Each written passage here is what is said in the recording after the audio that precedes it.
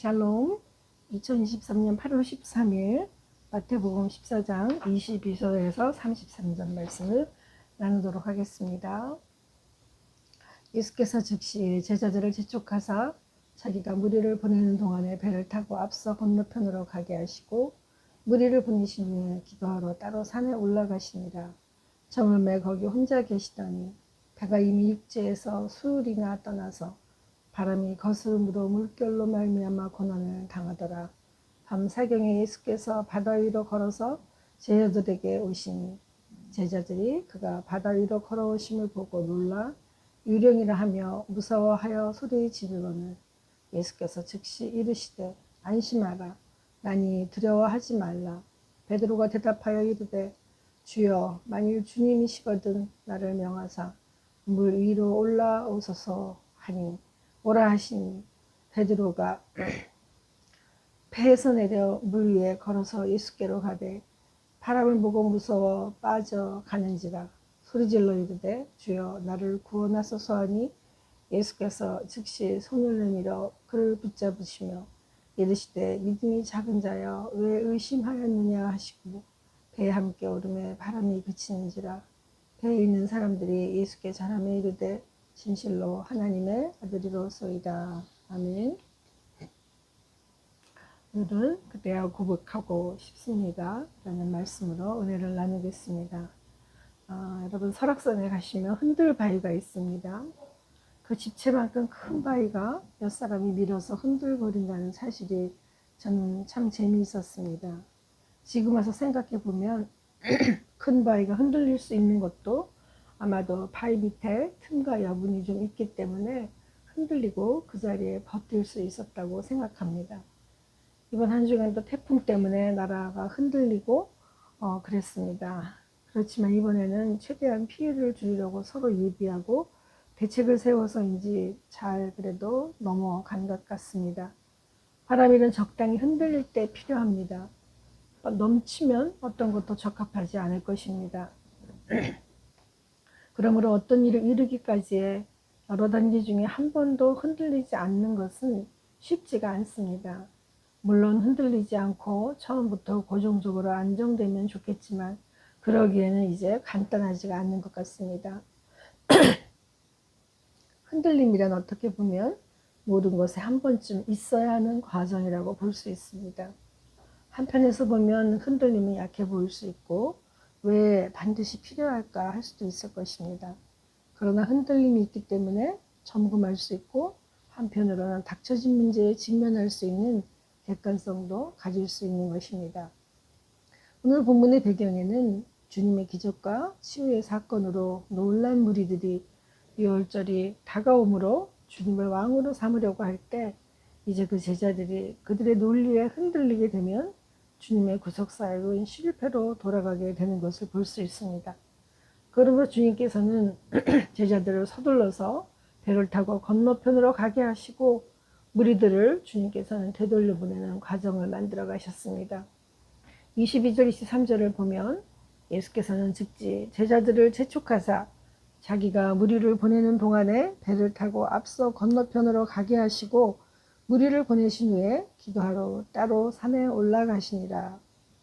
저물매 거기 혼자 계시더니 당시 억압과 빈곤에 시달리던 무리들이 주님의 기적과 치유 사건으로 대단히 놀랐습니다. 그들은 주님을 왕으로 삼고자 했는데 만일 이에 제자들이 같이 합류한다고 하면 정말 정치적 혁명이 일어날 가능성이 매우 컸을 것입니다. 이러한 정치적 혁명은 예수의 구속사역의 실패를 의미하는 것이었습니다. 왜냐하면 주님께서는 정치적인 메시아가 아닌 자기 몸을 내어줌으로써 죄인들을 구원할 메시아로 이 땅에 오셨기 때문입니다. 예수께서는 자신을 여전히 정치적 메시아로 오해하는 제자들을 무리로부터 분리시킴으로써 제자들과 무리들과의 그 합류를 차단하고 무리들의 그 고조된 분위기를 억제하고자 하셨습니다. 그리고 난 후 주님은 날이 저물어서 산에 올라가서 기도하시고 쉬어야 하실 시간이 필요하셨습니다. 주님께서는 무리들을 해산시키시고 홀로 하나님과 영적 교제를 나누기 위해 산에 오르셨습니다. 배가 이미 육지에서 수리나 떠나서 바람을 거스름으로 물결로 말미암아 고난을 당하더라. 아멘. 육지에서 수리나 떠난다는 말은 성경에서는 바다 한가운데를 의미하는 말로 쓰여졌습니다. 수리된다는 말은 육지로부터 약 10리 이상, 4km 이상 되는 바다 가운데를 의미하는 것입니다. 결국 주님이 계신 산과 제자들을 먼저 바다로 떠낸 곳과는 물리적인 충분한 거리가 있었습니다. 그만큼 거리두기 안에서 제자들의 연단과 시험으로 믿음을 단련시키신 것입니다. 결국 제자들은 풍랑으로 인해 심한 신체적, 정신적 고통을 당했음을 시사해 줍니다. 한편 주님께서는 산 위에서 제자들의 이런 모습을 목격하셨음에도 불구하고 그들을 즉시 돕지 않으셨습니다. 이는 제자들로 하여금 당신의 육신으로 더불어 그들과 함께 계시지 않더라도 언제나 주님의 능력과 보호하심이 그들 위에 함께 하신다는 것을 알게 하므로 장차 주님께서 승천한 이후에도 복음 전도 사역에 용기를 갖고 믿음으로 이를 추진하도록 하게 하였을 것이었습니다. 즉 적당한 거리두기란 당면 문제가 위기 가운데 있더라도 호흡을 거르고 자신들의 문제를 직시할 줄 알고 그 근원이 어디인지 깨달아 자신의 실체를 볼 수 있게 하는 작업입니다. 사실 이런 정황을 달게 받는 사람은 없습니다. 피하고 싶습니다. 그리고 상황이 나빠져 고통받는 것보다 그 현실을 직시하는 것이 사실은 더 힘듭니다. 왜냐하면 늘 똑같은 시험을 반복하지만 그 시험을 넘어선다는 것은 자신을 깎아내고 덜어내야 하는 것이기 때문입니다. 자신의 자존심을 내려놓고 전적으로 문제의 근원되는 주인 앞에 무릎을 꿇는다는 것이 어렵기 때문입니다. 또한 이러한 상황 속에서 할 수 있는 것은 자신의 문제 앞에 자존심을 내려놓고 자신의 부족함을 인정하고 훈련과 실력을 갖추어야 하는 것입니다. 바로 이때 주님께서는 초자연적인 힘으로 개입해 주십니다. 주님께서 바다 위로 제자들에게 걸어오셨습니다. 바다 위에서 무리를 걸으신다는 사실은 주님의 행적으로 그야말로 모든 이들에게 전적인 주님의 개입을 보여주신 겁니다. 이때 제자들이 놀라서 그 주님을 유령으로 생각하고 무서워 소리 지르고 있었습니다. 이것은 아직 주님에 대한 확실한 신앙과 그 정말 신념을 갖지 못한 그들의 상태를 나타냅니다. 주님께서는 이에 즉시 안심하고 두려워하지 말라고 안심시킵니다. 어제 있었던 일입니다. 고인이 하늘나라 가심을 확인한 후 가족들과 만나 모여서 예배를 드리려고 빈소 앞에 앉았습니다. 분향단 위에 국화꽃도 놓여있고 향단도 만들어져 있었습니다. 예배를 시작하려니 상주께서 향이 꺼져 있는 줄 알고 일어서서 새로 불을 지펴 그릇에 꼽았습니다.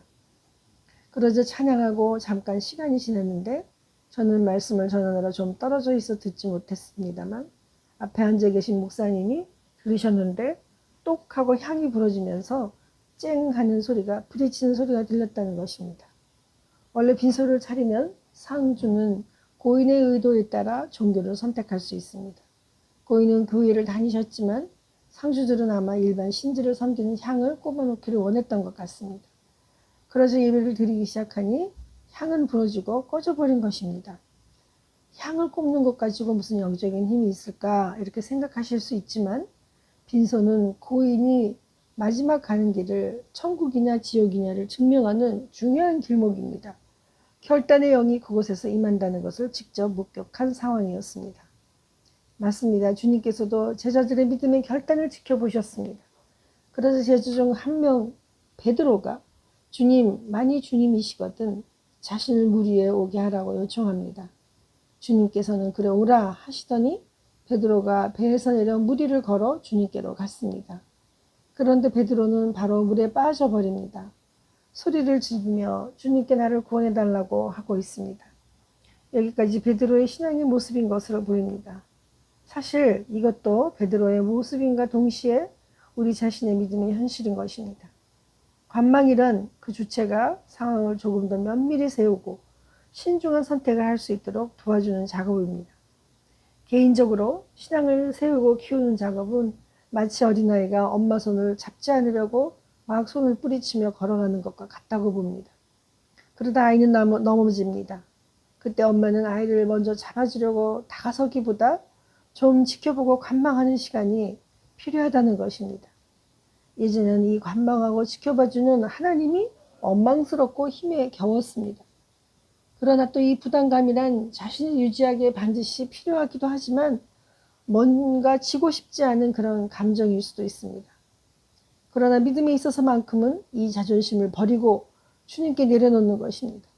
그것을 할수록 우리 주님께서는 우리의 자존감을 살려주시고 세워주시기 위해 적절한 거리에서 관망하고 하나하나 지켜보고 계십니다. 주님은 문제를 맞닥뜨린 우리에게 상처를 주지 않기 위해서 먼저 우리가 한 발 내딛는 자세를 무건으로 지켜보십니다. 그리고는 우리를 붙잡아 일으켜 세워주시고 한 배를 타게 해주십니다. 특별히 그렇게 믿음으로 흔들렸던 이 풍랑은 바람이 잠잠케 되고 평온함을 되찾게 됩니다.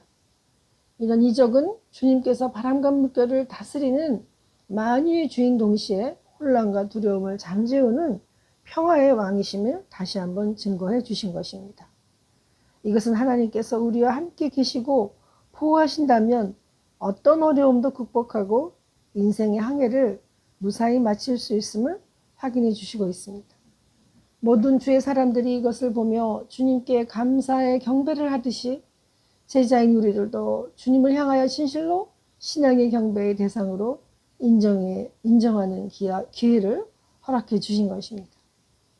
이제 신앙의 마지막 관문인 스스로 주님이 나의 주심임을 고백하는 것입니다.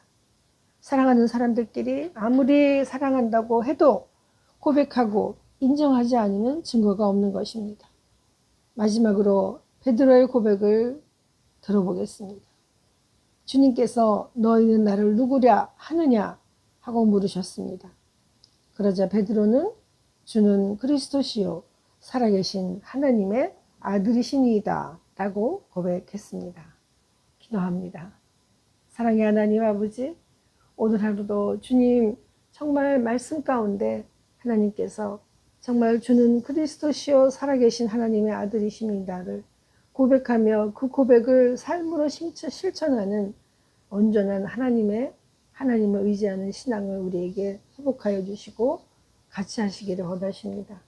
그 귀한 말씀을 깨닫고 알아 정말 하나님께서는 우리에게 믿음을 먼저 준비하고 예비케 하시기 위하여 우리에게 따로 부르셔서 기도하라 하시고 주님을 따라오라 하심을 듣고 안심하고 나니 두려워하지 말라는 약속의 말씀으로 주님 우리의 온 일생을 따라갈 수 있도록 도와주시옵소서.